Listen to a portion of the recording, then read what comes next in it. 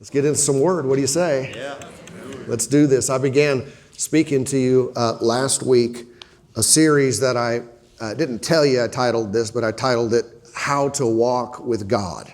All right, How to Walk with God. If you missed part one, this will be building upon that, and so you could get it if you are new here. Two of the most important experiences for all of us to have, for every single one of us, I would say are these. Number one is our legal relationship with God. And then number two is our daily walk and interaction with God. All right. The first being, of course, salvation. I mean, that's a legal transaction. Yeah, God loves us, but you still have to, put the coin in and turn the lever, so to speak. In other words, I don't mean to sound overly mechanical, but receiving salvation is an experience that not everybody has had. Not everybody who goes to church is saved. Not everybody who prays is saved. I mean, no, the Lord gave us the methodology, and that is believing in your heart that God raised Jesus from the dead. And if you'll confess with your mouth that He is Lord, you will be saved, right? You have to do that. That's first, that's foremost. If you've come to church today and you've never done that, we're going to be praying with folks at the end of the service, and maybe that will be you today. And then you'll have your experience. That's first, that's foremost, that's most important. But then secondly, it is about walking with God. It's about daily interaction. It's about that fellowship with the Lord. It's entirely possible for someone to genuinely and literally be saved, but then stop right there at the door. It's like you went into the house, closed the door behind you, you're in the house, but you never leave that spot. You never explore, you never go into another room, you never take advantage of all that house has to offer. Okay? It's possible to do that with the Lord. You're saved, but you don't hardly know much about Him. All right? You don't have daily interaction with Him, and so you're kind of missing what was intended. And we want to avoid that, okay? We want to experience the fullness of God, not just in salvation, and not just when we leave this life and are in heaven. We want to experience God the way He intended this to be while we're here on the earth. Amen. Now, one of our challenges is generations of Christians who have neglected their connection with God. Maybe through ignorance, maybe through, just becoming out of habit. But many of us who have come to know the Lord do not have a history of role models of people who walk with God. Even if they were saved, they kind of stopped at the door. And so we think that's what it means to be a Christian. That's what it looks like. And unfortunately, it lacks a lot of the internal components that are supposed to exist. After I was teaching last week from Genesis chapter 1 and God's original intent to make us in His likeness and image and so forth, Amy brought up to me how that's the reason why I don't speak Dutch. Because you go back a couple generations in my family, they all came from there, and everyone spoke that language, and then English as well, of course, at least when they came here. And I could be bilingual. I could speak two languages fluently and frequently. But I don't. Do you know why I don't? Because my grandparents stopped speaking it. They could, and they quit. And so my parents don't know it. And I know less than they do. Yeah? And that same principle, just like it removed that language from our family through neglect of use, that happens in God. When people who know something stop using it. They stop walking in the fullness of it. Or they start doing it less. Then what happens is their kids, they don't know much about it. Or those that know them, those they lead to the Lord, they get a skewed picture of what the fullness of it could be. Yeah. And so then later on, that's that same principle works in church. How many parents know this, that if you're not a parent if you don't have kids. I was going to say if you have kids. But if parents do not make church priority, how many know their kids are going to grow up and it's going to be less important to them? Their kids are going to blow it off altogether, right? And they're going to be like heathens, okay? So that's why we see how this happens, and it's happened to many of us in what we view or picture as a real relationship with God. People have elevated tradition. They've elevated religious practice over the experience, over the tangible relationship. And this is something, because we're talking about it and because we have this cool book, we can get this back. We can revive it, if you will. We can reignite, even if it's never personally existed for you. You've been standing in the entry of your relationship with God for decades. This can still happen in you and in me because God's the same. And he still wants what he's always wanted. And we can enter into this by giving it some attention, by asking him, by yielding to him when he shows us various things. And so many people have stripped out the power of God from this whole experience by elevating their tradition over it. In other words, we make our ways superior to God's ways. I mean, when I do things my way instead of God's way, I become God to me. I become my own God. It's like I made him in my image instead of him make me in his image. And so we're always looking to do things his way. I'll remind you of Mark 7:13 that we read at the end of last week, that Jesus stated here that people make the word of God of no effect through their tradition. So if they could do that, if they could strip the power out of God's word, the life-changing power out of it by their tradition, then we certainly could do the same. We could certainly elevate this, our traditions above God's word. Think about a proper order of these matters. I would say it looks like this. Number one is the word, God's word. Number two is the Holy Spirit. And number three is tradition. See, not all traditions are inherently bad. Many habitual spiritual practices can be beneficial. The problem is when they take precedence over the Word of God and the Spirit of God. And say, well, why do you put the Holy Spirit as second to the Word? Well, in reality, they're equal. In reality, the Word and the Spirit agree. The Holy Spirit is never going to tell you something that disagrees with something He already said. Right? In reality, they're equal. But in our experience, we always have to judge spiritual things. Okay? It's easy for someone to say, the Holy Spirit said, God told me this, or He revealed this to me. And you might be right and you might not be right. All right? I'm not just going to take your word for it. You shouldn't just take my word for it. Amen. We judge all spiritual experiences by what is written, for God will not contradict nor disagree with Himself. Right? So that's why I say we put the Word and then the Spirit. Remember John wrote that we are to test the spirits. Yeah? See what's of God. Right? And then if you see what's of God, you can see what's not of God. And so this will keep us out of just that simple structure.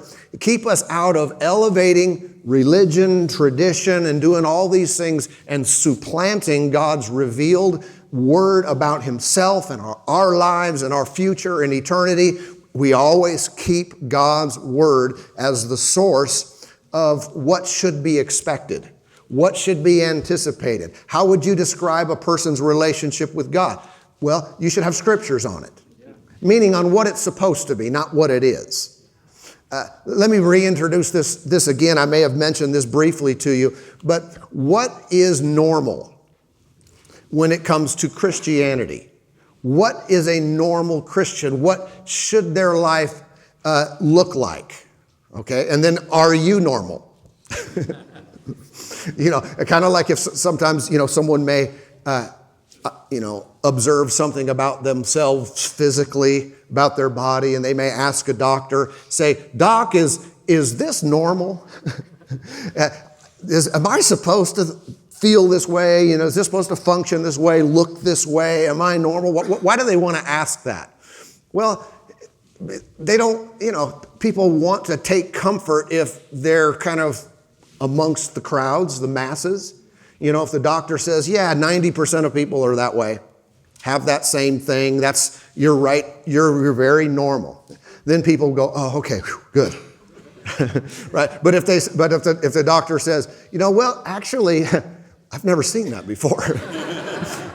I looked it up in my books, and you are 1 in a million. It's like, oh, yikes. I don't want to be 1 in a million.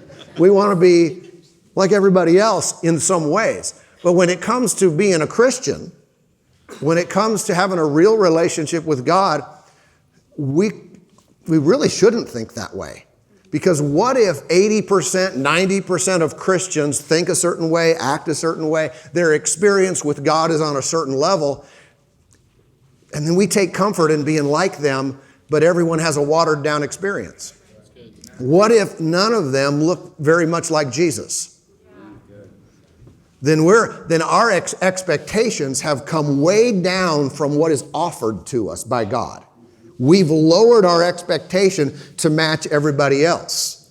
Okay? And if the average Christian is powerless and ineffective and sad and bored, and we think, yeah, that's just like me. Oh, good, I'm normal. Well, you might be normal by that measure, but not what God would call normal. Yeah. Come on. Everybody okay? Yeah. All right. If most people only pray when there's a problem, if they only go to church when it's convenient, if they only serve when someone asks them to do so, they might not be a real Christian.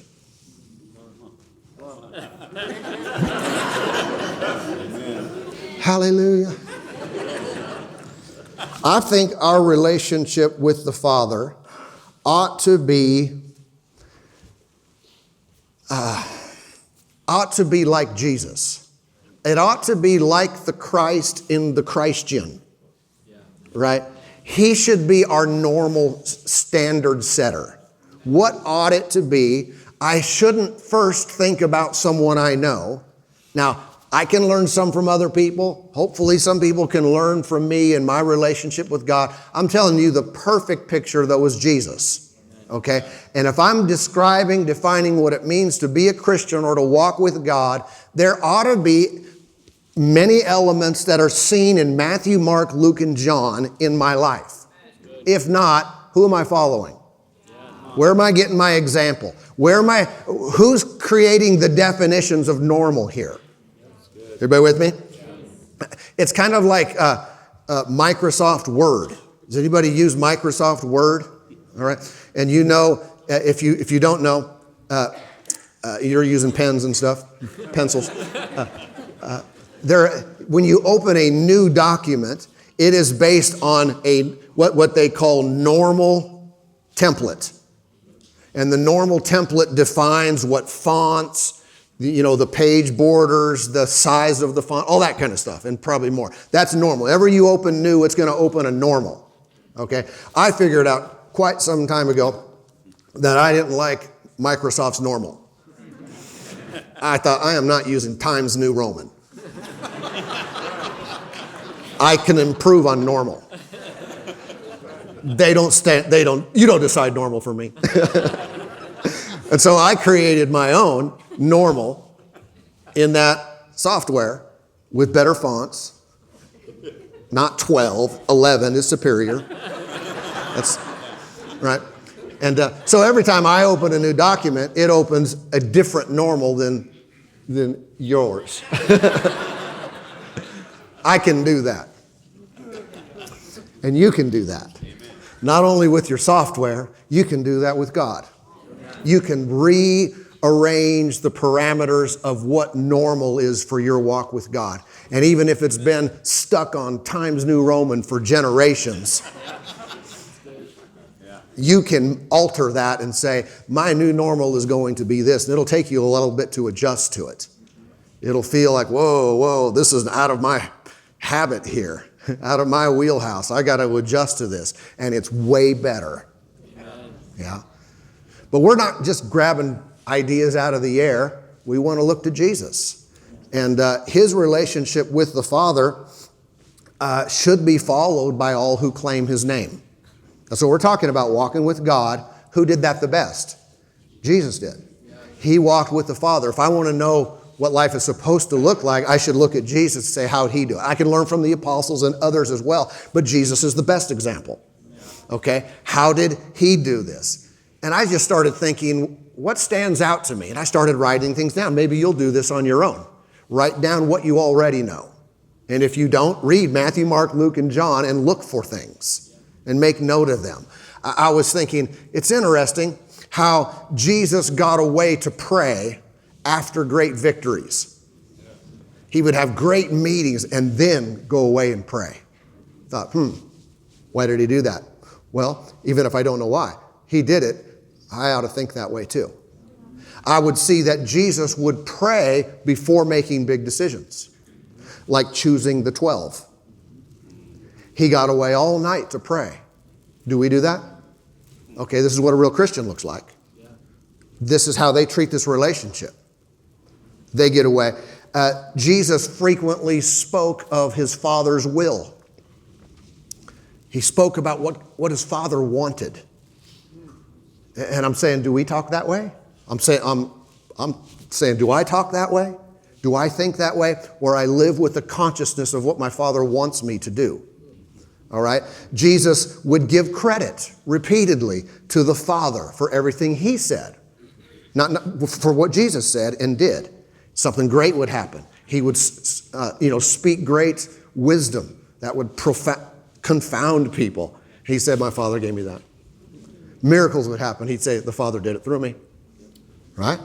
He always gave him credit. That's how he functioned. That's how he thought. Jesus was not a pushover. He wasn't confused between meek and weak. Right? He was very humble. And yet he wouldn't be pushed around. He knew who he was. He knew what he could do. He was not pushy either. He didn't go around demanding people do what he wanted them to do. Jesus walked in great power and authority. Jesus was normal. Come on, say it out loud. Jesus was normal. Yeah. So if I want to get my definition of normal or abnormal or strange or weird, I need to see how much it aligns with Jesus and his walk and relationship with the Father. Because I might be the weird one. Thinking everybody else is weird. Maybe I'm the weird one. All right. Jesus is the standard. He walked in power. He walked in great authority. Amen. In Paul's ministry, in the Apostle Paul, one of the things that happened with him is that at one point people were taking these cloths that were on his body, and they were taking them and bringing them to sick people, demon-possessed people, and they would put that cloth on them and they would get healed. And you know how that principle, it's the same principle when people would go up and touch the hem of Jesus' garment. And in other words, apparently cloth can absorb the power of God, and then it can be carried to someone else and then released. And so miracles would happen that way. But it's interesting to me, the words used in Acts chapter 19 that describes that event. Okay?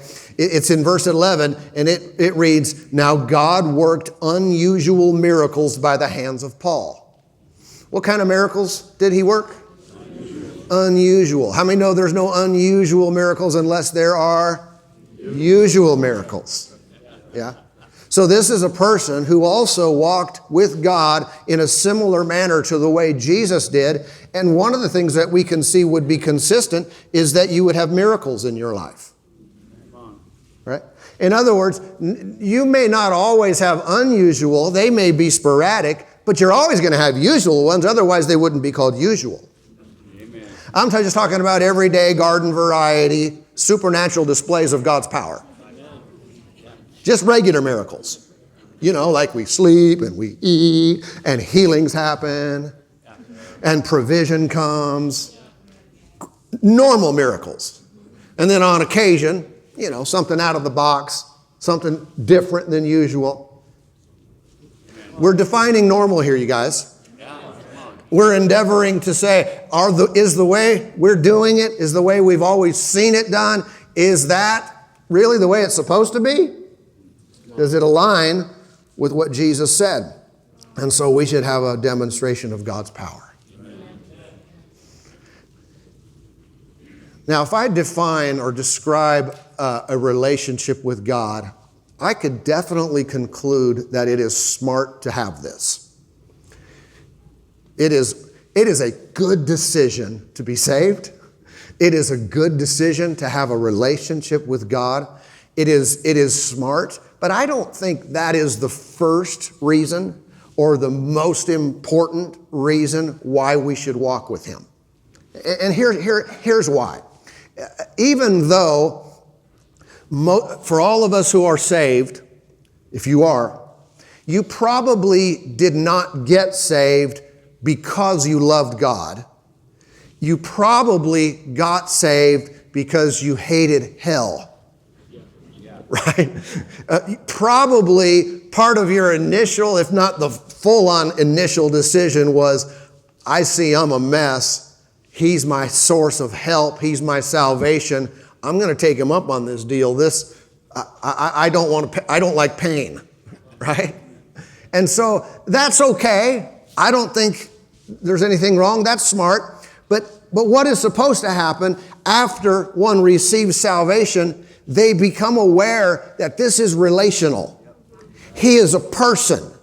And what happens in our hearts is our love for Him grows and grows. Yeah? Think about it this way.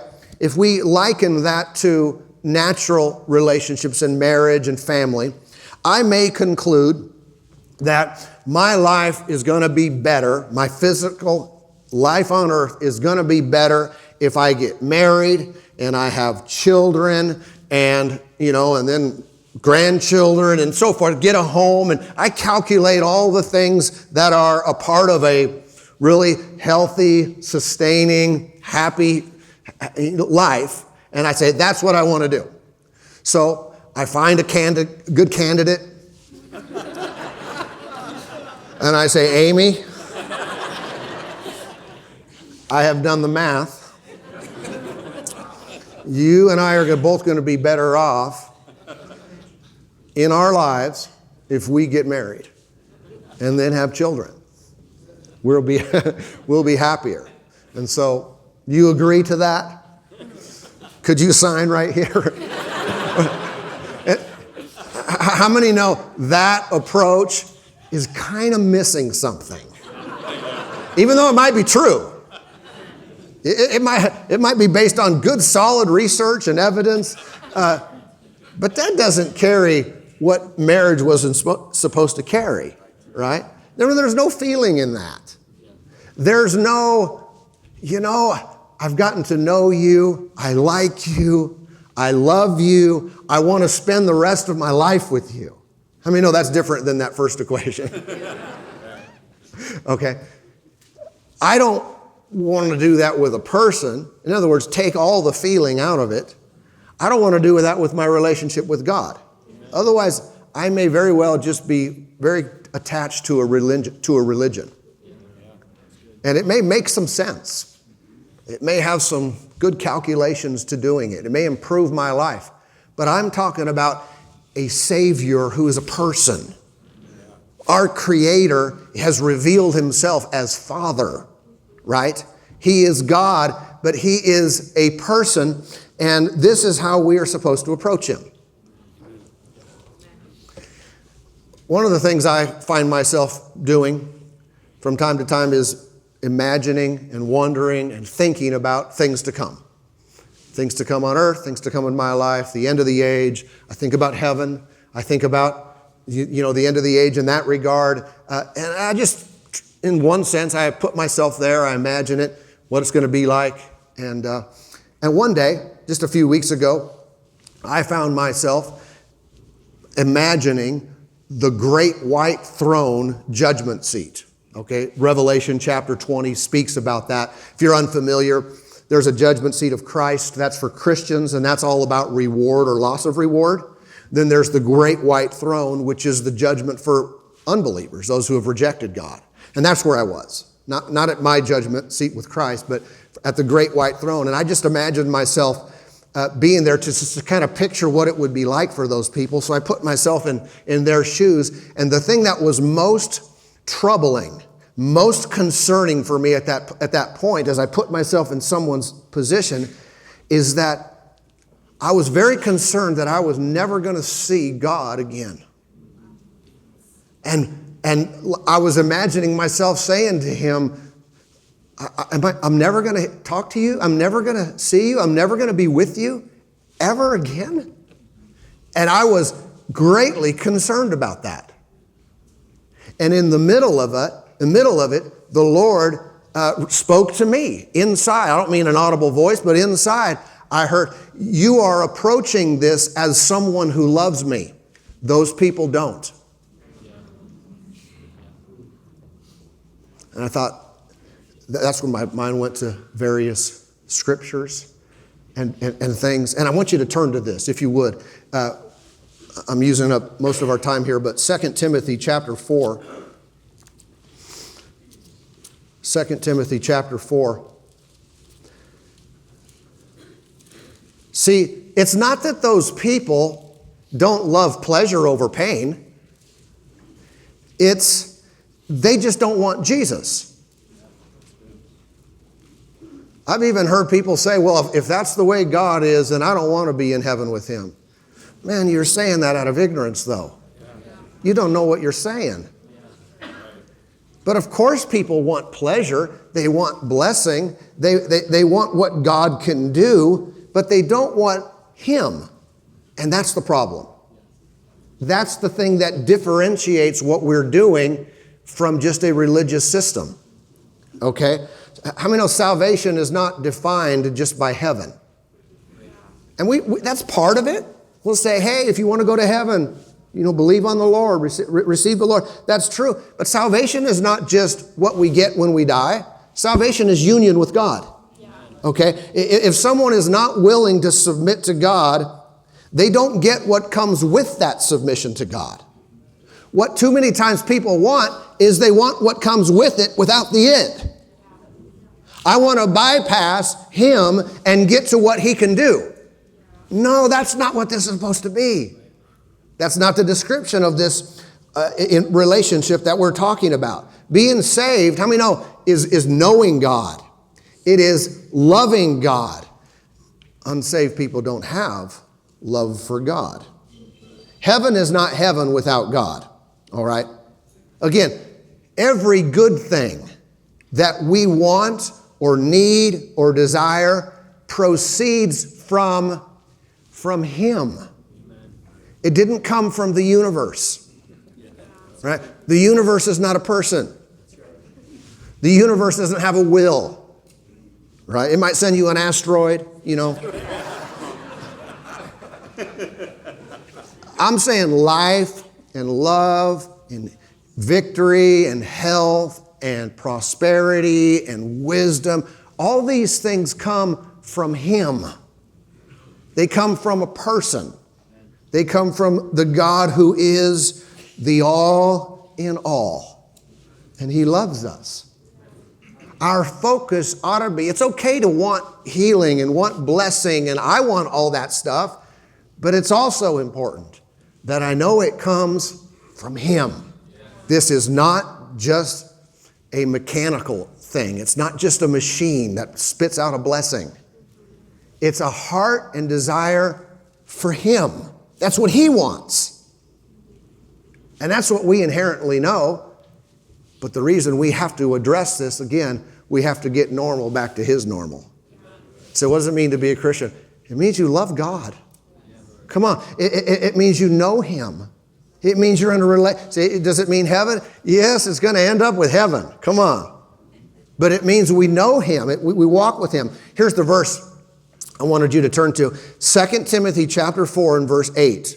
Okay, Paul is writing here, speaking about his own life. He's at the end of his life. He said, finally, there is laid up for me the crown of righteousness, which the Lord, the righteous judge, will give to me on that day. And not to me only, but also to all who have loved his appearing. Now I want you to take note of how he described the saved person. How he described the Christian, if you will. Okay? He didn't say, I get the crown, boom, and everyone else gets it. Everyone who? Everyone who's saved. Now, he could have used those words, and in my reading, I don't believe those words would be incorrect. I think he could have said it that way and not changed theology or salvation. Everyone who's saved gets the crown of righteousness, all right? But his choice of words are what intrigues me. He described the saved person by saying, they are those who love his appearing. And that's what I want to stir up. Come on, fire up on the inside of us. What does it mean to be a believer? I'm going to church on Sunday. Blah. What does it mean? What is this all about? Man, I love God. I love him. I love that he came for me. He died for me. He's coming again. I'm going to see him.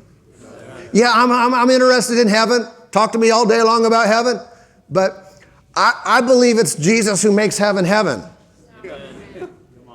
Without the person, heaven is not heaven. I totally get this when someone, passes away that's a believer and we love them, and people will often say, oh, they get to be with, and maybe their spouse who already passed away, or their other family or friends, they get to see them again. Oh, it's going to be a great reunion. I think that's true, but I also believe that their primary desire when stepping through the veil will not be to see that person. That'll be secondary. Their desire will be, where's the Savior? Come on, I want to see Jesus, and then I want to go to the throne. I don't mean that doesn't take anything away from our personal interaction. We will have that and have it forever and love it. But it's not first. Oh, they get to be with so-and-so. No, they get to be with Jesus. That will be the desire of their heart. It'll be the fulfillment of their heart. That's the only way to make this walk with God work.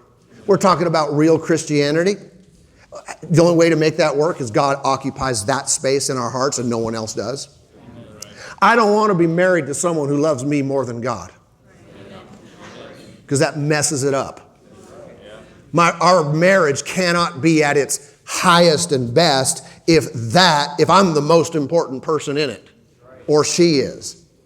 Someone said, we got to keep our families first. No, we don't. We have to keep them second.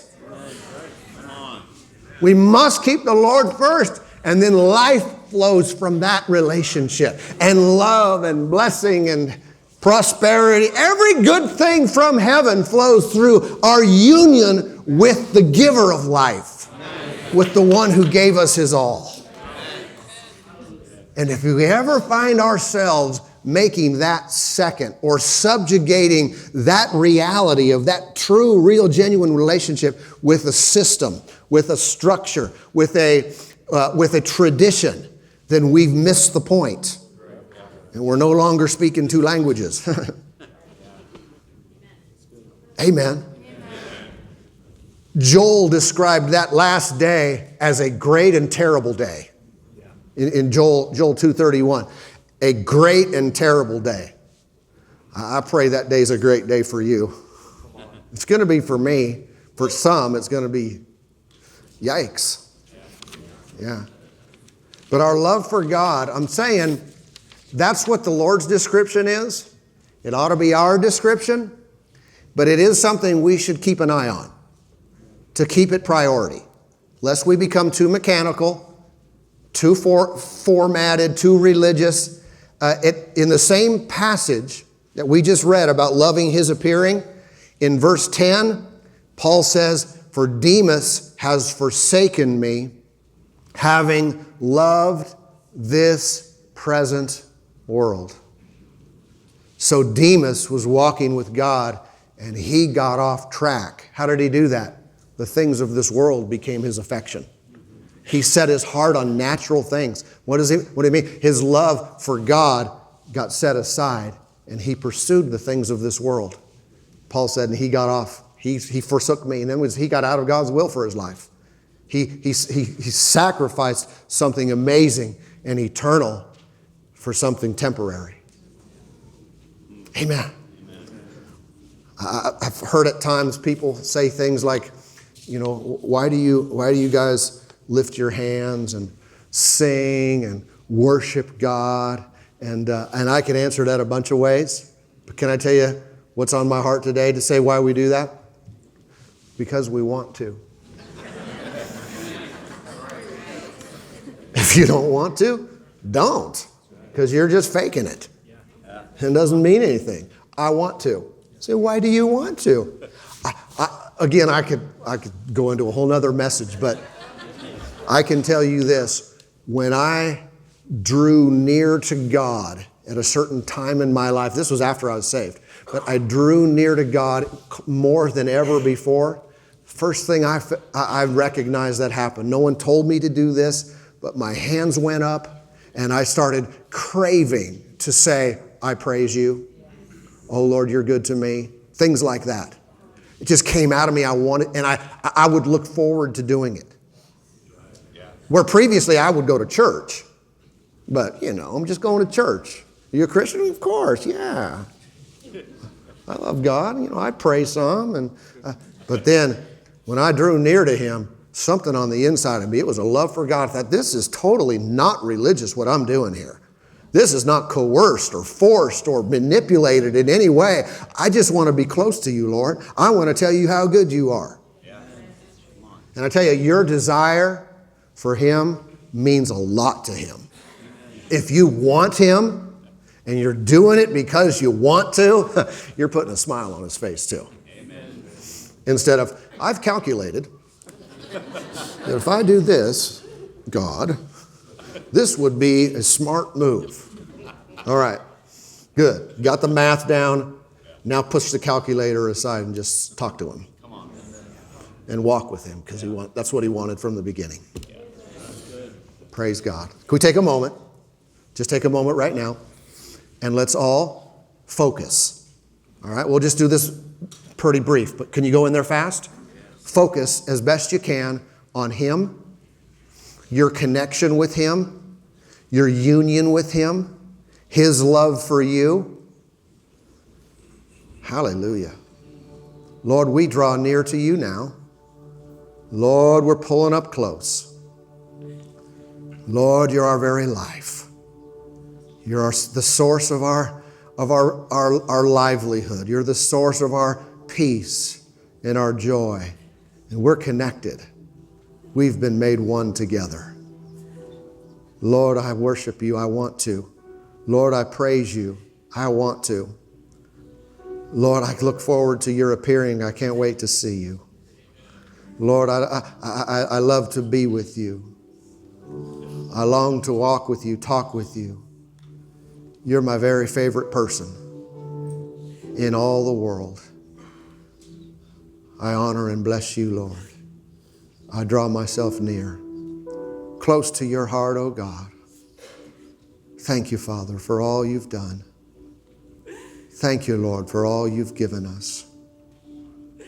We draw near to you today. Lord, you're so good, so merciful and so kind, so gracious to us every day. Lord, every time we call upon you, there you are again and again. Lord, we love you. We serve you. We worship you. We adore you. You're a good, good Father.